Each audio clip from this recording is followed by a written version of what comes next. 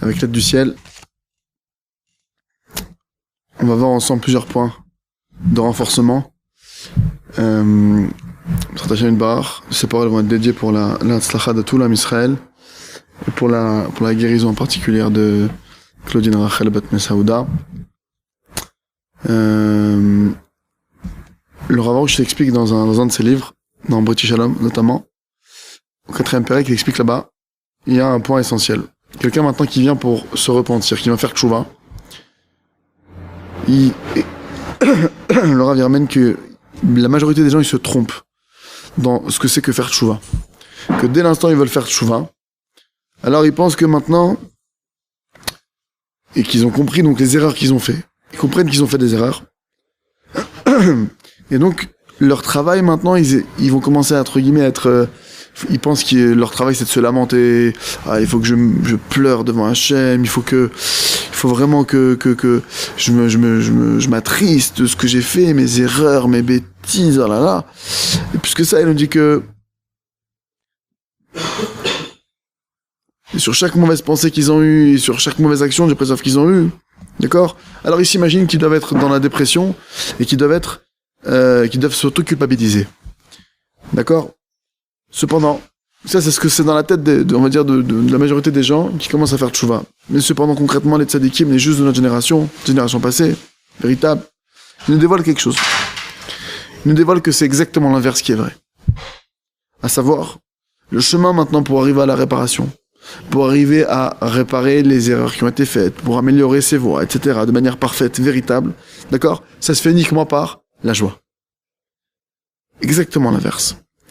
Le premier travail, d'accord, pour quelqu'un maintenant qui est tombé dans des fautes très graves, comme la luxure, la débauche, etc. La première des choses, c'est de travailler très très fort, de manière vraiment en longueur, en largeur, en profondeur, de travailler sur la joie. C'est pourquoi maintenant, un homme, il doit comprendre que la base de son travail, ça va être d'installer la joie dans sa vie. Parce que c'est à partir de ça qu'il va pouvoir construire, qu'il va pouvoir maintenant bâtir. Si maintenant un homme, il arrive, et que de base, il renforce pas suffisamment sa joie, alors c'est un homme qui va pas être prêt au combat. Parce que maintenant, pour réparer, pour mener cette guerre qu'il a menée, pour mener ce combat qu'il a mené, pour pouvoir réparer tout ce qu'il a réparé et passé, parce que la vie, Hachem a fait en sorte que la vie est remplie de haut, de bas, il fait jour, il fait nuit, il y a des obstacles, il y a des épreuves, il y a des challenges, appelez ça comme vous voulez, d'accord? Mais c'est que positif. Pour faire face à toutes ces choses-là auxquelles l'homme il doit faire face, s'il n'est pas armé, rempli de la notion d'itrascout, de renforcement personnel, de joie, il va pas réussir à faire face. Il dit comme ça, il dit, quand un homme il va mériter d'avoir la joie, alors Hachem en personne, il va lui protéger son alliance, il va protéger son brit.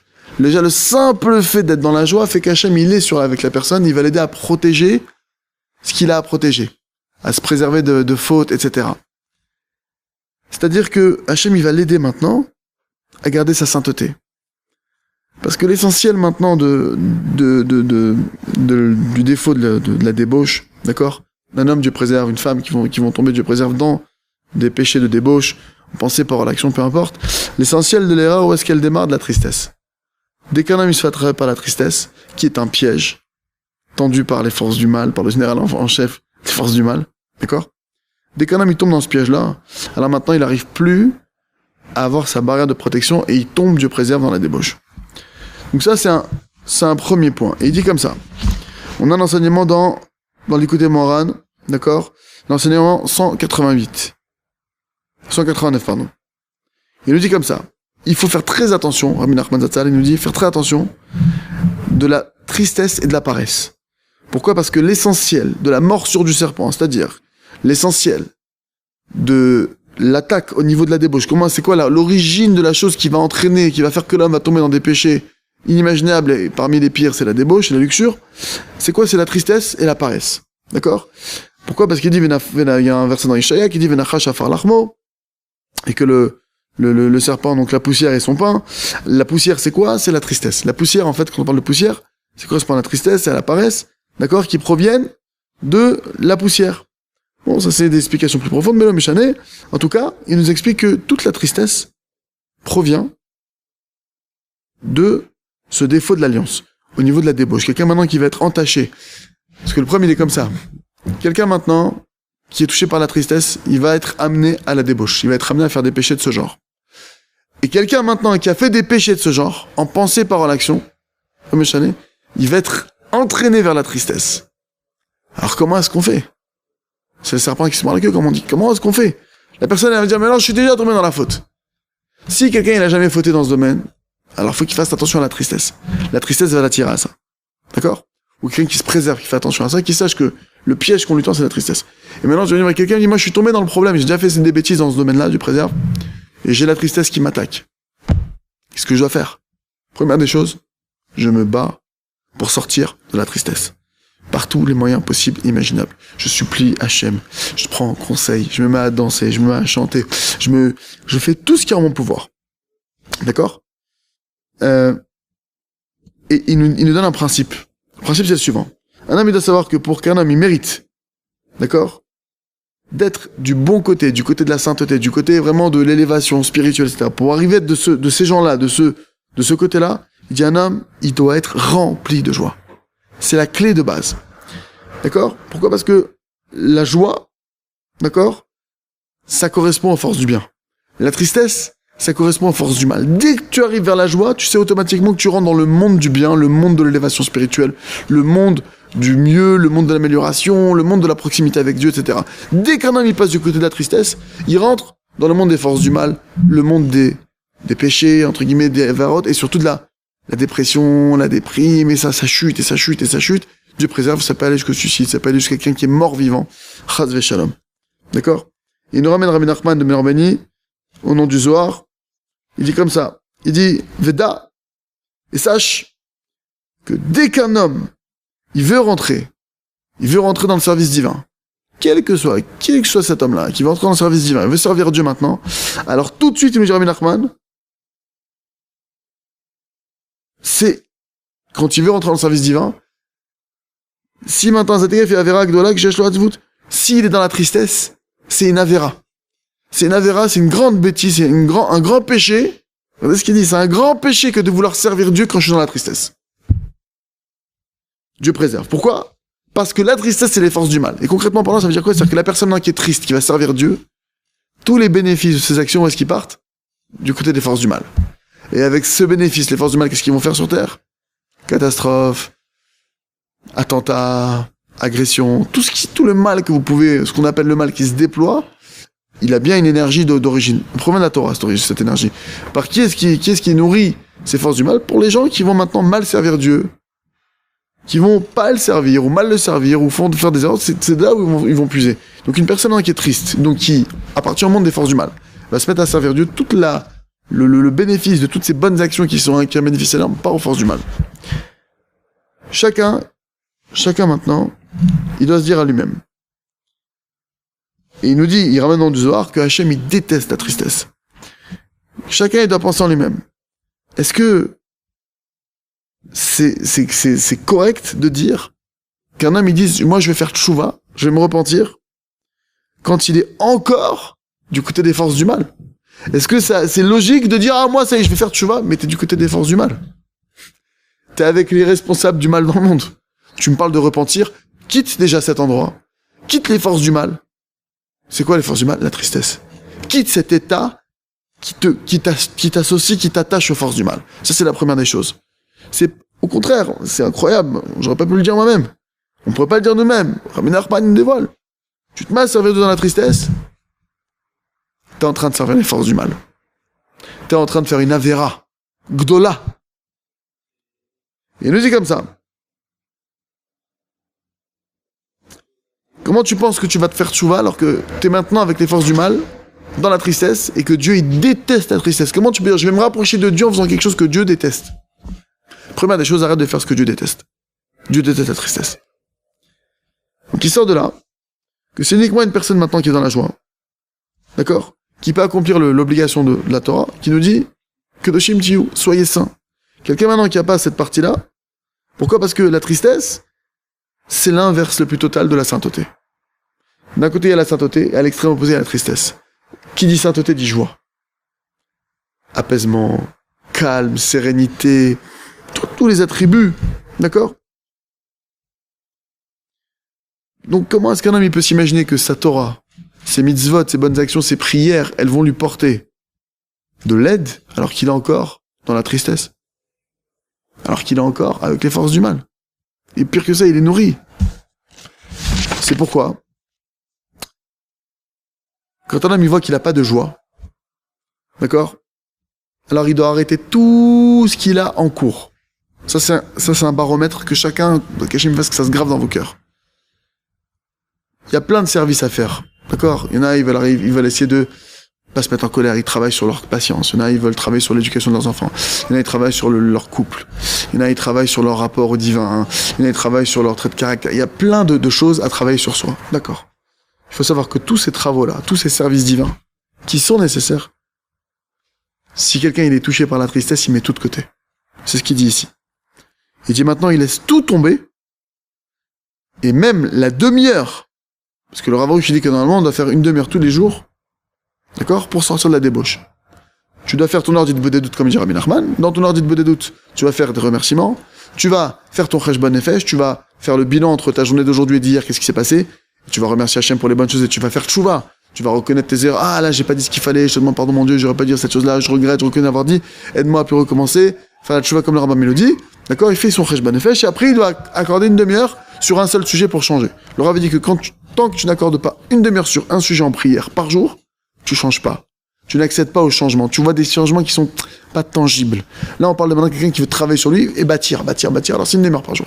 Maintenant, il dit comme ça. Il dit, normalement, la base pour un homme, c'est déjà de prier une demi-heure sur la débauche. Quoi qu'il se passe, il fait son Cheshbon Nefesh, son bilan.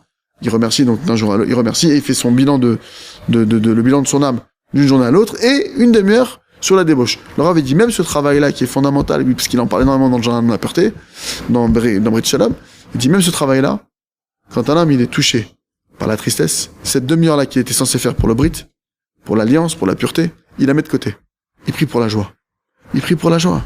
Parce que s'il n'a pas la joie, tout ce qu'il va faire derrière, ça part aux forces du mal. Ça, il faut que ce soit extrêmement bien ancré.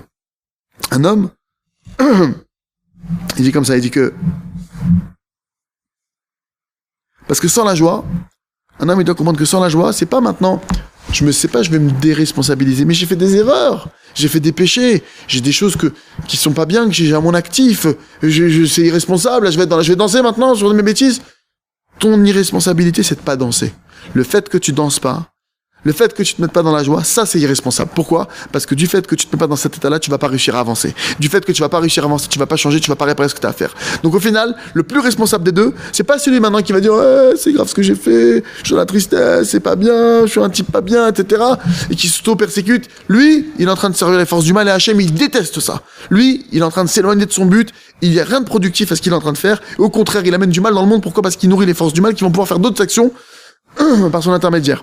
Donc maintenant, c'est quoi la responsabilisation? Béhémet, c'est de dire maintenant je vais être dans la joie. Au contraire, je vais être dans la joie. Je vais taper des mains, je vais danser. Rabbi Nachman dit quand tu tapes des mains, tu danses, tu enlèves toutes les rigueurs qui sont dessus de toi. Au lieu de nous, on aurait pensé, le type il a des accusations sur lui, faut se morfondre, se mortifier. Pas du tout, il te dit tape des mains, danse, tu vas faire abattre toutes les rigueurs. D'ailleurs, une fois, sa fille est tombée malade. Il lui a dit va danser, va annuler toutes les rigueurs. Donc c'est une femme, elle n'est pas dansée dehors, elle est partie chez elle, elle a fermé les volets, elle s'est mise à danser chez elle. Elle a dansé, je crois, pendant 1 heure, pendant plusieurs heures. Elle a guéri. Kipchuto, elle a guéri. Donc, un homme, il doit savoir que, s'il n'a pas la joie, il peut pas avancer. D'accord? Il peut rien faire. Pourquoi? Parce que la joie, c'est le début de tout. C'est pourquoi maintenant, un homme, il doit bien rentrer dans sa tête qu'il n'est pas possible et concevable de se dire que je vais servir Dieu si j'ai pas de la joie. C'est pas concevable. Tu démarres quelque chose, tu vois que t'as pas la joie, t'arrêtes tout. Tu travailles, mais qu'est-ce que je dois faire? Un coca, ça te fait du bien. Ok, c'est pas recommandé, c'est pas... Mais là, ça peut te remonter le moral, un petit carré de chocolat, ça peut te remonter le moral. Musique cachère, tu danses un coup, ça peut te... Tu utilises tout ce qui est en ton pouvoir. Tu travailles sur ça, tu étudies un sujet sur la joie. Par exemple, Jardin de la sagesse, qui traite de la joie, principalement comment arriver à la joie de vivre. Étudier Jardin de la sagesse. Aller sur des cours qui parlent de la joie, sur le site. D'accord? Que vous avez sur Breslev.co ou sur Joie de vivre. Vous allez sur des cours qui vont vous renforcer, qui vont vous donner des forces, qui vont vous remettre la joie. Une fois que tu vois que ça y est, spirituellement, ça t'es bien, tu te sens bien, t'es pas dans une tristesse quelle qu'elle soit, ok, maintenant travaille. Travaille. Mais vous êtes d'accord que c'est pas logique de dire à un type qui a une jambe cassée, va commencer à courir le 100 mètres. Laisse-le réparer sa jambe. Spirituellement, c'est pareil. Quelqu'un qui a pas la joie, il a une jambe cassée. Va courir, il peut pas servir Hachem. Béhémet. Donc, un homme, il doit comprendre que sans la joie, il peut pas servir Dieu. Et encore plus, comment est-ce qu'il peut commencer à faire le travail qui est le plus dur au monde, à savoir le travail de la pureté, de lutter contre la débauche, de préserver ses yeux. Comment est-ce qu'il peut s'imaginer un instant un homme ou une femme qui veut travailler sur sa tsniout, sur sa pudeur? Comment on peut s'imaginer un seul instant qu'on va réussir à travailler ça si on n'a pas de joie? T'as pas d'essence. T'as pas même d'essence à l'intérieur de toi, t'as pas de vitalité. La joie, c'est la vitalité d'un homme. On doit la demander à Hachem. Si quelqu'un me dit, mais j'ai pas de joie, très bien, demande-la à Hachem. Mais j'arrive pas à demander à Hachem. Bah, demande à Hachem qui t'a demandé. Et tu dis le sujet. Va voir les tzadikim, prends des brachot, fais un télim, fais quelque chose, tu te bats. Tu te bats. Maintenant, qu'on a bien expliqué ça, que c'est pas possible, sans la joie, de servir Dieu. Un dernier point, pour conclure. Une autre raison qui nous ramène le Rav ici, pour quelle raison il faut travailler sur la joie, pourquoi c'est si fondamental de travailler sur la joie. Et qu'encore une fois, c'est pas de la déresponsabilisation dont il est question. Il s'agit pas que la personne se dise, bon, moi, de toute façon, ce que je fais, c'est pas grave, on s'en fout. Non, il s'agit pas de dire ça. Il s'agit de dire, ok, j'ai fait quelque chose que je vais travailler. C'est quelque chose que je dois réparer. Le chemin de la réparation passe par la joie qui va me donner les forces et l'énergie d'être capable de faire face au travail qui m'incombe, au travail que Dieu me confie. D'accord? Une autre raison, pourquoi est-ce on doit travailler la joie, dit le Rav, parce que c'est uniquement grâce à la joie qu'on peut faire tchouva. D'accord? Parce qu'un homme, il doit faire tchouva, maintenant, sur le passé. Et il doit beaucoup prier sur le futur, qu'Hachem, il l'aide de ne pas fauter. Et il doit prier beaucoup, qu'Hachem, il annule de lui cette pulsion, toutes ces choses, ou ce mauvais trait de caractère. Et tout cela, d'accord, on le mérite grâce à la prière. C'est pas simplement l'étude de la Torah toute seule, sans la prière, c'est très dangereux. C'est très dangereux. Pourquoi? Parce que maintenant, ça va faire que la personne peut s'enorgueillir, etc. Maintenant, pour arriver à prier longuement sur un sujet où t'es pas répondu tout de suite, d'accord? Il y a un compte de prière à atteindre. Il y a des choses que tu vas pas atteindre en une seconde. Ok? Il y a des choses où il y a plein de calculs. Je vous invite à lire le livre à travers Champ Euphorie qui explique tous ces calculs, comment prier, comment ça fonctionne. Ok? C'est bizarre en hébreu. Concrètement parlant, quelqu'un maintenant qui a pas la joie, dès qu'il voit que sa prière elle est pas exaucée, il retombe dans la tristesse. Il sera, non. C'est pour ça que, sans la tchouva c'est la prière. Quelqu'un qui étudie sans prier, il fera jamais de tchouva, il accomplira jamais véritablement ce qu'il a appris. D'accord? Et tôt ou tard, il le perdra. Dieu préserve. Le seul moyen, c'est de prier véritablement pour acquérir. Par la prière, tu acquiers l'humilité, et Hachem, il te déverse ce que tu as étudié, la chose que tu demandes. Mais si maintenant j'ai pas la joie, j'ai pas la patience de tenir tout ça, purée, j'ai prié, ça fait 10 heures que je prie, je suis pas exaucé, Hachem m'aime pas. Chas v'shalom. Non, la joie. Renforcer la joie pour être capable de prier suffisamment aussi longtemps que nécessaire et pour pouvoir aller jusqu'à l'obtention, parce que plus tu te rapproches du but et plus les forces du mal elles se déchaînent sur toi pour te dire ta prière elle sert à rien, de toute façon tu n'y arriveras jamais, etc. Pourquoi? Parce qu'ils savent que tu es aux portes de la sainteté, que tu es à 2 doigts d'y arriver. Donc voilà pour aujourd'hui, qu'Hachem nous aide vraiment véritablement à nous renforcer dans la joie et à bien comprendre que c'est ça, se responsabiliser. Chazak, Benit Chazak.